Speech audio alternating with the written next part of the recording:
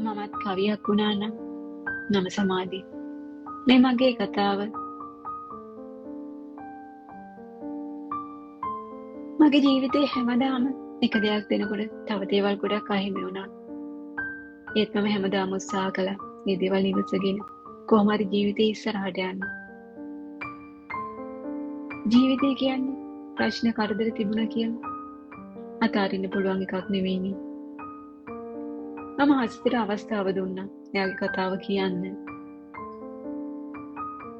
හසිත කියන්නේ දිරිගත් පවුලක ගොඩක් අය දන්න කෙනෙක්. එයාට ව්‍යාපාරයක් තියෙනවා, ඉඩම් දේපල තියෙනවා, සල්ලි තියෙන පවුලක්. ඒක තමයි හැමෝම දන්න දේ. හසිත සහ එයාගේ පවුල ගැන. ඒත් හසිත ආව ගමන හැමෝම දකින්න තරම් ලේසි එකක් වෙලා නැහැ. එයාගේ තාත්තා මිය ගිහින් තියෙන්නේ එයාට අවුරුදු 10දී. රියානතරකින්. අක්කා එයාට වඩා අවුරුදු 2යි වැඩි මල්. නංගි නම් ගොඩක් පොඩි.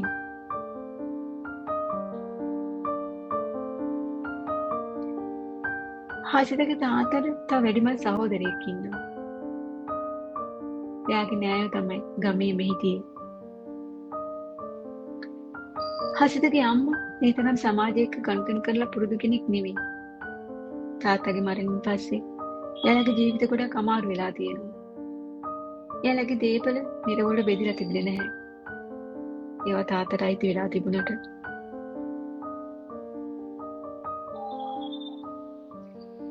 තාත්තගේ මරණින් පස්සේ තාත්තගේ සහෝදරයා ඒ ඉඩම් වල ආදායම වගේම වාහන ඇතුළේ ගොඩක් දේවල් හසිතලගෙන් උදුරගෙන තියෙනවා.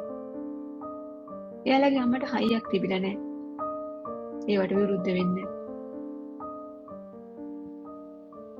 මේ කාලේ එයාලගේ තාත්තා ව්‍යාපාරය පටන් ගත්තා විතරයිලු. ඒකෙන් ලොකු ආදායමක් ලැබිලා නැහැ. අම්මට තනියම මේ ව්‍යාපාරය කරගෙන යන්න තරම් දැනුමක්වත් හිතේ හයියක්වත් තිබිලා නැහැ.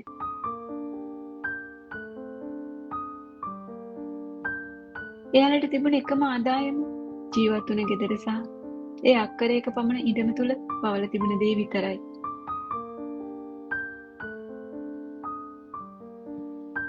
සමහර දවස්වලට එයාලට උයන්නවත් දෙයක් තිබිලා නැහැ. වත්තෙන් හොයාගත්ත දෙයක් තමයි කාලා තියෙන්නේ යාලා. සමහර නෑදෑය උදව් කරලා තියෙනවා. ඒත් හැමදේම කරන්න බැහැ අයට.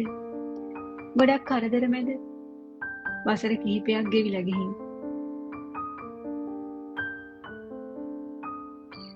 හසිත සාමාන්‍ය පෙළට මුහුණ දීලා ඉවර වුණ කාලේ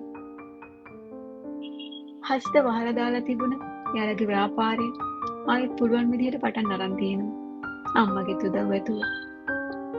ඒ ව්‍යාපාරේ පිටි ඉඩම එයාලගේම තැන තාත්තගේ නමින් අරගෙන තිබුණා. ඒ නිසා එයාලට ඒ කඩකාමරය ඉතුරු වෙලා තිබුණා. හසිතට තිබුණේ නිමි ඇඳුම් සාප්පුවක්. හසිත ඉස්කෝලේ ගිහින් හවස කඩේ වැඩ කරලා තියෙනවා. කඩේට බඩු ගේන්න කොළඹ මහරගම ගිහින් තියෙන්නේ හසිත.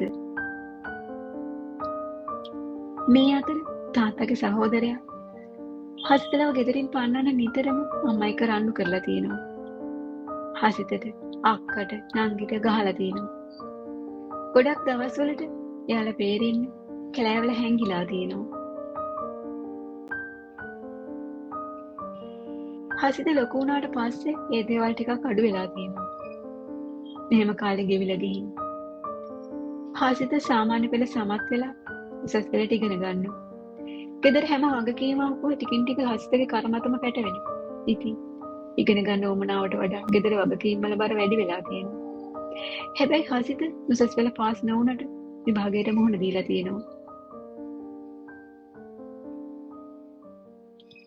ඒ විදිහට තමයි හසිත ව්‍යාපාරය දියුණු කරන් තියෙන්නේ. අක්කගේ නංගිගේ විවාහ කටයුතු කරලා දීලා සුදුසු වෙලාවටම. අදටත් ඒ අය ගැන හොයලා බලනවා. අඩුවක් නැතුව. මේ වෙනකොට හසිත ව්‍යාපාරය දියුණු කරගෙන තිබුණා.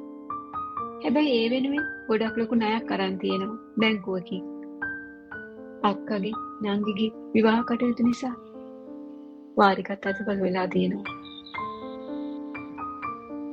හසිතගේ රටේ ඉන්න යාළුවෙක් ඇවිත් තියෙනවා. නිවාඩුවට ආව ගමන් එයාව හමු වෙන්න. හසිතේ යාළුවගෙන් තමයි දැනගෙන තියෙන්නේ. එයා කලින් විවාහ වුණ කෙනාව. ඒ යාළුවට රට යන්න හදලා දීලා තියෙන්නේ ඒ අයලු.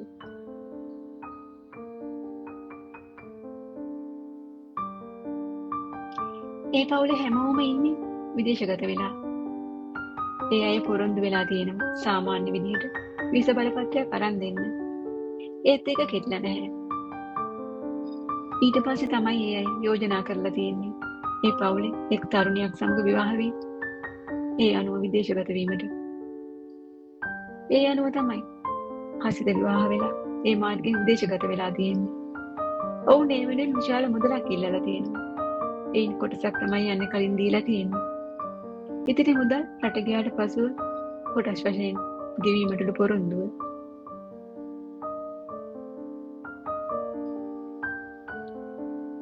හසිත රට ගියාට පස්සේ ඒ අය නවතන් පහසුකම් දුන්නලු මාස කීපයක්.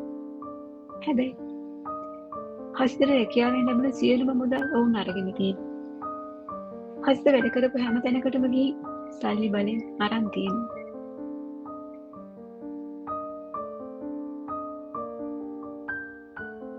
හසිත රට ගියේ තිබුණ බැංකු ණය ගෙවා ගන්න ඕන නිසා වුණා. ඒ අය හොයන සල්ලි සියල්ලක්ම අරගෙන තියෙනවා. බේරෙන්න බැරිම තැන හසිත ගොඩක් දුර නගරයකට ගිහින් තියෙනවා ඒ අයට හොරෙන්. ඒ ගිහින් තමයි මුදල් ටිකක් ඉතිරි කරන් ටික ටික බැංකු ණය ගෙවලා තියෙන්නේ.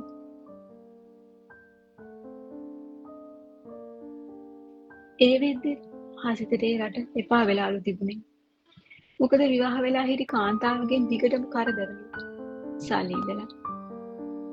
හස්තේ අයගෙන් ඉල්ලලා තියෙනවා. එයාලට පොරොන්දු වුණ මුදල ගෙවලා ඉවර නිසා විවාහය අවලංගු කරන්න කියලා. ඒත් ඒ අය කැමති වෙලා නැහැ.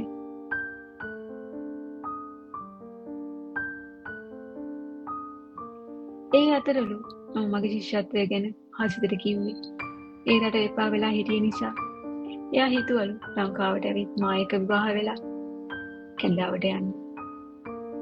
හසිත කියන විදිහට ඒ පවුල විවාහ වෙලා මිනිස්සුන්ව රට යවන එක ව්‍යාපාරයක් ඇටියටම කරන අයලු. ඒ කාන්තාවට විවාහ කිහිපයක්ම කලින් තියෙනවලු. ඒ කාන්තාවගේ සහෝදරියන්ට විවාහ කිහිපයක්ම තිබුණලු.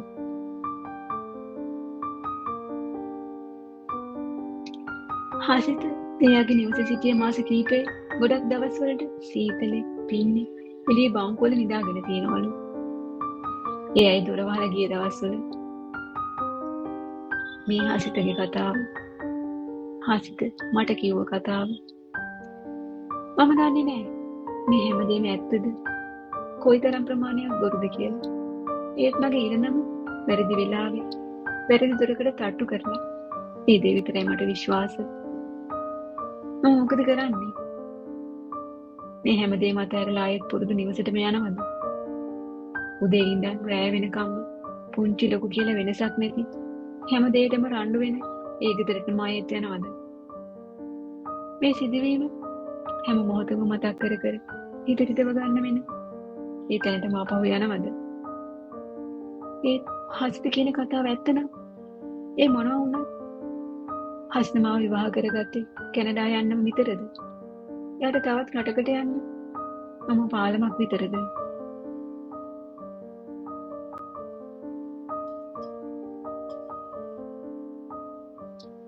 හිතන්න ගොඩක් ප්‍රශ්න තිබුණා මට.